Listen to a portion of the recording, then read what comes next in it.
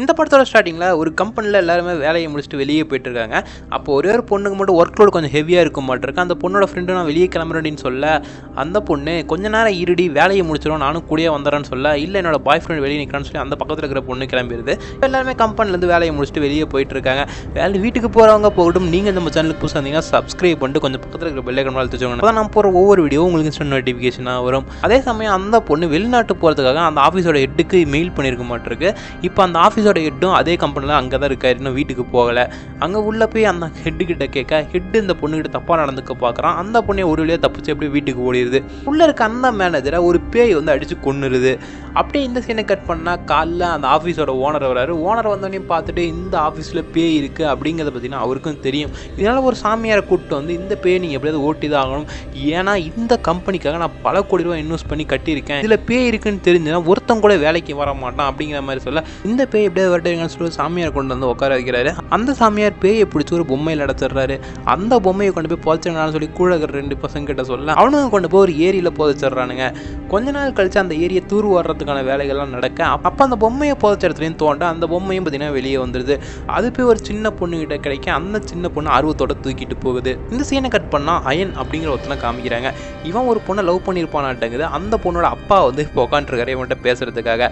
அவர் ஒரு military officer. இது தெரியாமல் அவன் போய் காமெடி பண்ண, அவர் கொஞ்சம் ஸ்ட்ரிக்டான கண்டிஷன்லாம் சொல்ல, நான் கொஞ்ச நாளில் நான் ஒரு ஸ்டார் ஆயிடுவேன் அப்படிங்கிற மாதிரி இவர் கூட சுற்றுற 3 ஃப்ரெண்ட்ஸை நம்பி சொல்கிறாரு. இப்படி கூட சுற்றுற 3 ஃப்ரெண்ட்ஸ் யாருன்னா, ஆல்ரெடி இவங்க டைரக்ட் பண்ணி 2 படம் பார்த்தீங்கன்னா செம பிளாக் பஸ்டர் அமைஞ்சிருக்கும். ஆனால் அதுக்கப்புறம் இவங்க எடுத்து எந்த ஒரு படமே பெரிய லெவலில் ஓடி இருக்காது. இதனால இவங்களும் இப்போ படம் வாய்ப்புக்காக பார்த்தீங்கன்னா தேடி அலைஞ்சிட்டு இருக்காங்க ஒவ்வொரு கம்பெனியாக. தெரியாமல் அவனும் பேங்க சவால் விட்டு வந்துட்டான். சவால் விட்டு வந்தாலுமே கொஞ்ச நாள் கழிச்சு இவனுக்கு இந்த விஷயங்கள்லாம் தெரிய வர, இவன் ஃப்ரெண்ட்ஸ் மேலே செமையாக காண்டாகிறான். ஏன்டா இப்படிலாம் போய் சொன்னீங்கன்னு சொல்லி கேட்டால், உங்களோட குடும்ப சூழ்நிலை தானே இப்படி ஒரு பெரிய சொல்லிட்டோம் அப்படிங்கிற மாதிரிலாம் சொல்லி சமாளிக்கிறானுங்க அவனுங்களும்.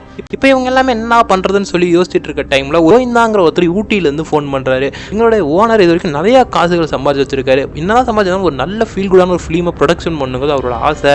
அதனால உங்களை வந்து நாங்கள் டேரக்டரை சூஸ் பண்ணியிருக்கோம் அப்படிங்கிற மாதிரி ஃபஸ்ட்டு இவங்க கிட்ட சொல்ல, இவங்க சும்மா காமெடிக்கான கலாய்க்கிறாங்கிற மாதிரி ஃபோனை கட் பண்ணாலும் திருப்பி கால் வரும்போது தான் இவங்க கன்ஃபார்ம் பண்ணிட்டு இப்போ ப்ரொடியூசரை பார்க்கறதுக்காக இங்கேருந்து கிளம்பி ஊட்டிக்கு போகிறானுங்க. ஹைதராபாத்லேருந்து ஊட்டிக்கு கிளம்புறாங்க. இப்போ அந்த பொம்மையை காமிக்கிறாங்க. பொம்மை வெங்கட் அப்படிங்கிற ஒருத்தர் பார்த்தீங்கன்னா வாங்கிட்டு வராரு.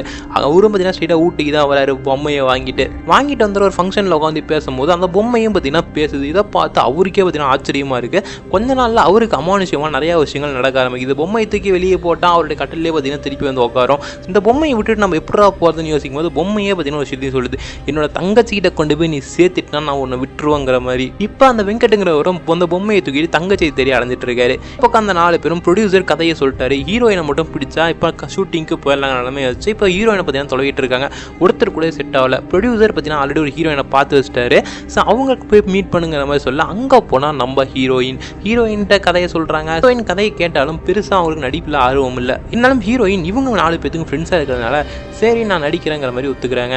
இதுக்கப்புறம் அவங்க 4 பேரும் போய் பங்களாவில் ஷூட் பண்ணுறாங்க. ஷூட் பண்ணுறதுல நிறைய அமானுஷ்யமான விஷயங்கள்லாம் நடக்குது. இதெல்லாம் ஃபோன் பண்ணி ப்ரொடியூசர்கிட்ட சொல்ல, ப்ரொடியூசர்கிட்ட இவங்க ஒரு அக்ரிமெண்ட்டில் சைன் பண்ணியிருப்பாங்க. அந்த அக்ரிமெண்ட்டில் இவங்க ஒரு வேளை படத்தை வந்து பாதிலே நிறுத்தினா, ஏதாவது காரணத்தை சொல்லி நிறுத்தினாங்கன்னா அந்த படத்துக்கான பட்ஜெட்டில் பாதி இவங்க ப்ரொடியூசர் கொடுக்கணும். இவங்க கிட்ட தான் காசே கிடையாது. சரி வேறு வழியே இல்லாமல் இந்த படத்தை முடிச்சு தான் ஆகணுங்கனால பேயோடையே பார்த்தீங்கன்னா இவங்க ஒன்றா சேர்ந்து இந்த படத்தை முடிக்கலாங்கிற மாதிரி பிளான் பண்ணுறாங்க. அதனால் பேயே முன்னாடி வந்தாலும் கண்டுக்காத மாதிரி நடிக்கிறது, இந்த மாதிரி விஷயங்கள்லாம் பண்ணி பேயவே பார்த்தீங்கன்னா ஆக்ட் பண்ண அளவுக்கு பார்த்தீங்கன்னா போயிட்டாங்க.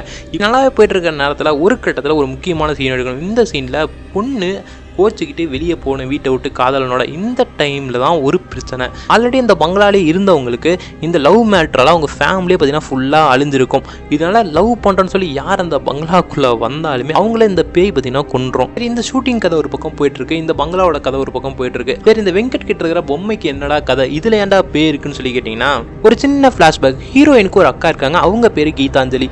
ஸோ கீதாஞ்சலியை வில்லன் கொன்றுவான். என்ன கொன்னானா வில்லன் சொல்கிறதுக்குமே கீதாஞ்சலி ஓகே சொல்ல மாட்டாங்க. அதனால் பார்த்தீங்கன்னா கீதாஞ்சலியை கொன்றுவான். அந்த பொண்ணோட ஆவி தான் பார்த்தீங்கன்னா அங்கே சுற்றிட்டு இருக்கு. அப்பயே அந்த வில்லனையும் அந்த ஆவி கொன்றும். அந்த வில்லனோட பையன் தான் இவங்க எடுக்கிற இந்த படத்தோட ப்ரொடியூசர். அந்த பேயை எப்படியாவது பழி வாங்கணும்னு சொல்லி அந்த ப்ரொடியூசர் இவங்ககிட்ட இந்த மாதிரி கதையை சொல்லி அந்த பங்களாக்குள்ளே அனுப்பி விட்டுருவான். இந்த பக்கம் அந்த டேரக்டர் டீமில் இருக்கிற 4 பேரும் ஹீரோயினும் நம்ம ப்ரொடியூசர் வீட்டுக்கு போனால் ஏதாவது கிடைக்கும், அது மூலிமா நம்ம அந்த அக்ரிமெண்ட்டை தூக்கிட்டோம்னா கூட போதும், நான் அந்த பிரச்சனைலேருந்து லீவ் ஆயிடலாம், இதுக்கு மேலே நமக்கு எந்த பிரச்சனைன்னு சொல்லி ப்ரொடியூசரோட வீட்டுக்கே பார்த்தீங்கன்னா ஸ்ட்ரெயிட்டாக உள்ளே குதிக்க அங்கே போய் அக்ரிமெண்ட் பேப்பர் எல்லாத்தையும் பார்த்தீங்கன்னா எடுத்துடுறானுங்க. அங்கே பக்கம் போனால் பெரிய ஃபோட்டோவோ வில்லனோட ஃபோட்டோ பார்த்தீங்கன்னா இருக்குது. அது கீழே அந்த வில்லனோட அஸ்தியும் பார்த்தீங்கன்னா வச்சிருக்காங்க. தெரியாதனமா அஸ்தியை கீழே தள்ளி விட அந்த டைமில் கரெக்டாக இவங்க படத்தோட ப்ரொடியூசரும் உள்ளே வந்துடுறாரு. அந்த வில்லனோட பையனும் வந்துடுறான். அவங்களுக்குள்ள இந்த ஆவி பூந்துக்குது. ப்ரொடியூசர் இவங்களை கொல்லாங்கிற நோக்கத்தில் வர அப்போதான் இவங்களுக்கே தெரியுது வில்லனோட ஆவி ப்ரொடியூசருக்குள்ளே பூந்துருச்சுன்னு சொல்லி. இப்போ ப்ரொடியூசர் இவங்களை வேற கொல்லான்னு துரத்திட்டு வர இவங்க எல்லாம் பார்த்தீங்கன்னா திருச்சி ஓடிட்டு இருக்காங்க. அப்போ அந்த வெங்கட் பொம்மையோட ஹீரோயினை பார்க்க பொம்மை தங்கச்சின்னு கத்துது. இதை பார்த்து வெங்கட்டும் பார்த்தீங்கன்னா தங்கச்சியை தேடி போறாரு. ஒரு வழியாக தங்கச்சியை தேடி இதுதான் உங்க அக்கா கீதாஞ்சலின்னு சொல்லி அந்த பொம்மையை ஹீரோயின் கையில் கொடுத்துட்டு விட்ராசாமின்னு சொல்லி ஓடியே போயிறாரு அங்கேருந்து. இப்போ அந்த பொம்மையில் இருக்கிற ஆவி கீதாஞ்சலி இப்போ ஹீரோயினோட உடம்புல பூந்துருது. இந்த பக்கம் ப்ரொடியூசரோடைய உடம்புல ஆல்ரெடி ஒரு ஆவி இருக்கும். ஸோ இந்த 2 ஆவிகளுக்கும் பார்த்தீங்கன்னா சண்டை வருது. இந்த சண்டையோட கடைசியில் ஹீரோயினோட ஆவி வில்லனை கொன்னுருது. இதுக்கப்புறம் இவங்க நடத்த மாதிரி இந்த பக்கம் டேரக்டரும் ஆயிடுறாங்க. இதோட இந்த ஒரு படமும் முடிஞ்சிருது.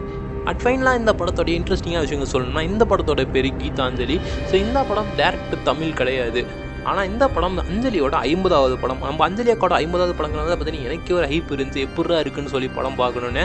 படம் பார்த்தீங்கன்னா எதிர்பார்த்த லெவலுக்கு இல்லைனாலும் ஓரளவுக்கு பார்த்தீங்கன்னா நல்லா தான் இருந்துச்சு. உங்களுக்கு ஸ்டோரி கேட்கும் போது தெரிஞ்சிருக்கும். ஸோ இதுக்கு மேலே உங்களோட கமெண்ட்ஸ் தான் வேணும்னு நானும் எதிர்பார்த்துட்டு இருக்கேன். உங்களுக்கு இந்த ஸ்டோரி பிடிச்சிருக்கா இல்லையான்னு சொல்லி கீழே கமெண்ட்ஸில் கமெண்ட் பண்ணுங்கள். நீங்கள் நம்ம சேனலுக்கு புதுசாக சப்ஸ்கிரைப் பண்ணிட்டு பார்த்து பெல் ஐக்கான் தூங்கணுமா, அப்போ தான் நம்ம போகிற ஒவ்வொரு வீடியோ உங்களுக்கு இன்ஸ்டன்ட் நோட்டிஃபிகேஷனாக வரும்.